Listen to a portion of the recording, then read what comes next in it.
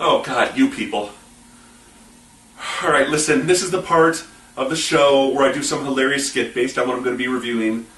And since I'm doing Frankenstein, Agent of Shade, I was going to do a whole E-True Hollywood Story kind of interview with Igor. I was going to put a basketball between two shirts. Very highbrow, very hilarious. But I'm sick. I've had a cold all week. I feel miserable.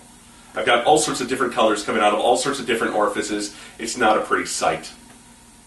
I mean, I guess I'm in bed. I could do that young Frankenstein thing, that Destiny thing, but, you know, I did that already for the Legion Lost review. In fact, why don't you go watch that? I'll wait. You back? Okay. Listen, I've never let you down before. Let's do this review. But you know what? You people got a lot of chutzpah. You come here, you don't bring me any candy, flowers, a little get-well-soon card that sings Luai Luai when I open it? Jeez. I'm sorry, that's the cold talking. I've been miserable all week. Listen, let me pull myself together and I'll meet you downstairs in the studio. I've never let you down before, so enjoy the show. Won't they, Mr. Cuddles? Yeah. What, a guy can't have a friend? Frank, from the first day I knew your name, I never knew love was the same. Never knew love was the same. Open the vine, sweet Frank on the line, nothing but sweet love and praise. It's knowing that love could be frank, if only the sun and the moon would collide to be frank.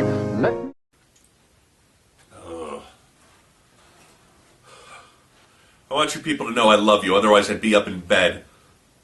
Or online playing the Old Republic. I'm a Sith Inquisitor. Regardless, I have a duty to review comics for you, so let's dip back into the DCNU with this week's horrific review of everyone's favorite poster boy for organ transplants, Frankenstein's monster. In Frankenstein, Agent of Shade, issues 1 through 4. Issue 1 opens with a boy, his dog, and grandfather enjoying some wholesome all-American fishing. Then a bunch of monsters come out of the forest and kill the kid's dog. We cut back to Shade's headquarters. The superhuman advanced defense executive operates out of the Ant Farm, a floating 3-inch globe that contains an entire shrunk-down city. Frankenstein, and yes, I know the monster isn't named Frankenstein, but that's what he calls himself in this book, arrives from an interrupted Martian vacation. He encounters Shade's boss, Father Time. The ultra-manipulative Time can generate a new body whenever his old one suffers too much damage. Hey, just like Doctor Who! Yes, just like Doctor Who. Loser. Frank finds Father Time is now regenerated into a little Japanese girl, complete with domino mask and sailor suit.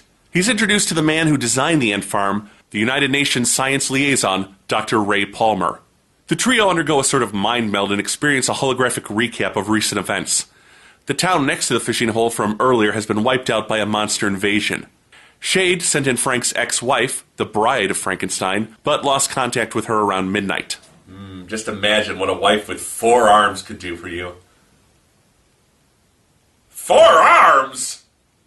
The monsters keep coming, and with a nuclear option now on the table, Frankenstein has 6 hours to find his wife, rescue any survivors, and stop the invasion.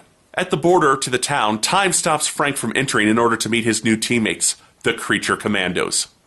Dr. Nina Mazursky, a scientist and gill man. Warren Griffith, werewolf soldier. Vincent Velcoro, vampire pilot. And the mysterious Kalis, the team medic and mummy. Gee, and I didn't even know he had kids. I deserve that. Frankenstein is furious at Father Time for creating monster hybrids, but the Commandos assure him they are all volunteers. Velcoro is a bit flip, but Nina and Warren espouse their admiration for Agent Frankenstein, with Nina admitting it was her work that led to the creation of the Commandos. The gates are opened and the Commandos pour in, attacking the swarm of savage monsters. They argue if anyone could have survived this, but Kalis senses life and leads them to a boarded-up church. They find dozens of children protected by one cross-wielding septuagenarian. She makes mention of being paid up. They can't have any more of the children. Frank deduces that the town has been sacrificing children to the monsters and beats her down. Shade evacuates the kids and then heads to the lake where Dr. Palmer has detected an interdimensional portal. The Commandos set up a pentagram firewall to keep the monsters out as Nina and Frank dive into the lake. Nina zones out and remembers how her marriage crumbled after the death of her daughter. Since then, she's thrown herself into her work. Her first creations couldn't deal with emotions and turned into raging beasts. Eventually, they were imprisoned by Dr. Palmer in the zoo, a miniature sphere aboard the ant farm's miniature sphere. She then tried genetically altering volunteers, including herself, thus creating the creature Commandos. Frank snaps her back to the present, and they find the bones of dead children, showing that this barbarism has gone on for hundreds of years. Sea monsters emerge from the portal, and Frank does his best to kill them.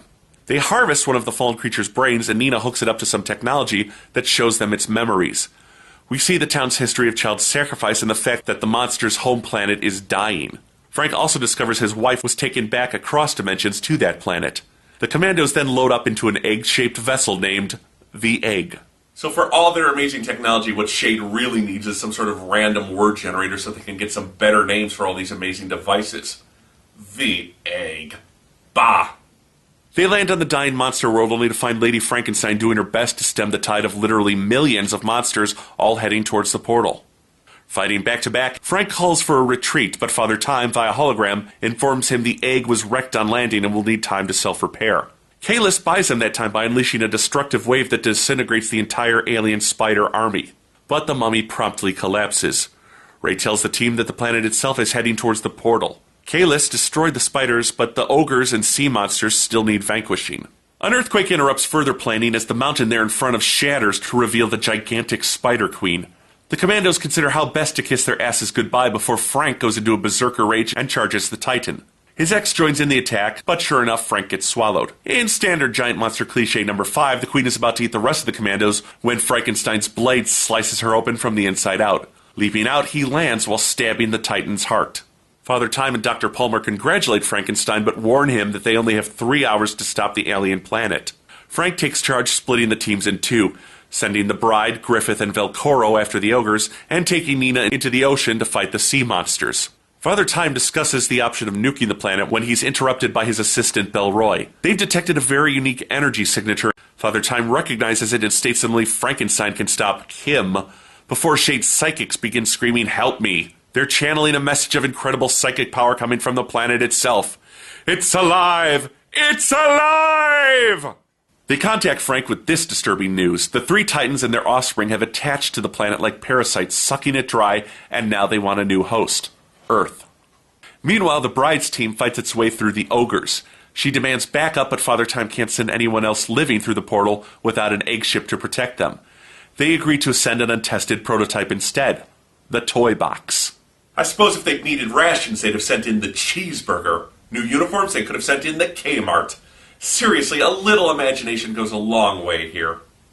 Frankenstein heads to attack the sea monsters when they unexpectedly rush him to surround Nina. She interprets this as being mistaken for their mother, and the two swim on unmolested to find the aquatic titan.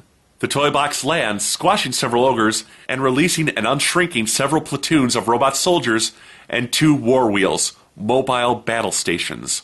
So the world's about to be destroyed because it's going to be invaded by an entire planet full of bloodthirsty monsters, and only now do you send in the heavy weapons? To quote a certain friendly ghost we all know and love, that continent's mountain finally... Timing! That continent's mountain finally cracks open, revealing the Ogre Titan, just as Nina and Frank come upon the Fish Titan. Although Nina argues for its continued existence as a subject of scientific study, Frank argues that it and its cohorts are brutal parasites and goes about slaying it. The Bride calls for the war wheels to be driven into the ogre's knees, while Velcoro and Griffith try and take out its one huge eye. They manage to blind and hobble the beast, letting the robot soldiers proceed to blast it to bits. Frank and Nina surface on the bloated corpse of the Sea Titan to the news that the planet has been saved. It conveys its thanks via the Shade's psychics. Unfortunately, there's only a matter of minutes to get back through the portal and no time to return to the egg, which then appears overhead driven by the now recovered Kalis. They leave the robots behind to guard the planet from future invasion and dash towards the closing portal. They make it through with only seconds to spare. Frank gives the new creature commandos his approval with a very brusque, "They'll do." Hey, I'd be remiss if I didn't point out that this version of Frankenstein, much like a lot of the DCNU, was heavily influenced by Grant Morrison. Frank, his bride, and Shade all appeared in the Frankenstein miniseries that was part of Morrison's Seven Soldiers event. Let's take a look at what pieces of this story worked, and which ones should have been chucked into Igor's recycling bucket.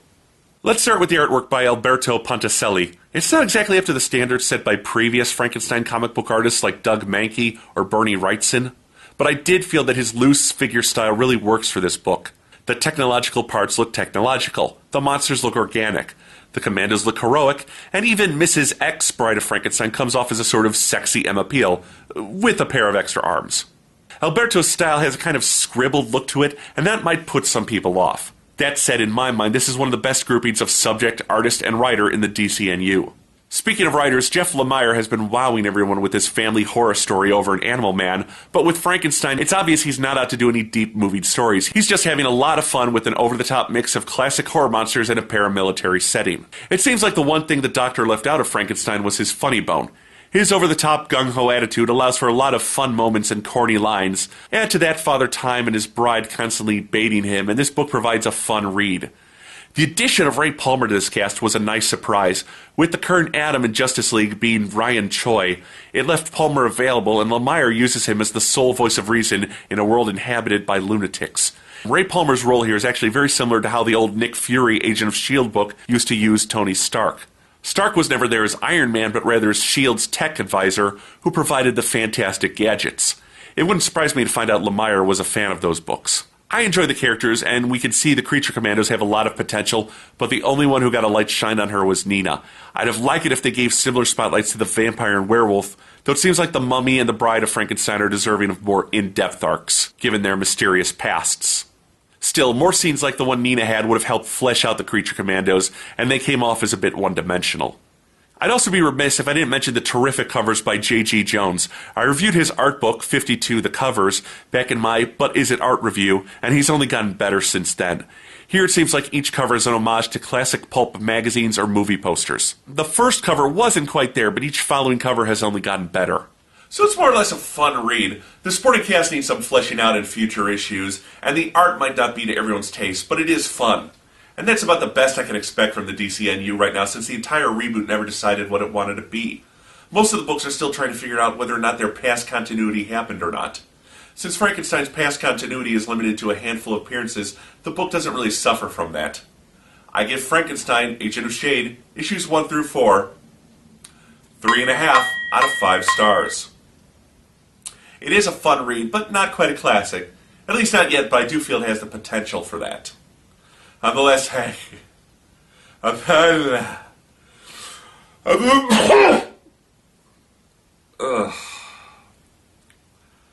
last Angry Geek, and I'm going to go take some Dayquil.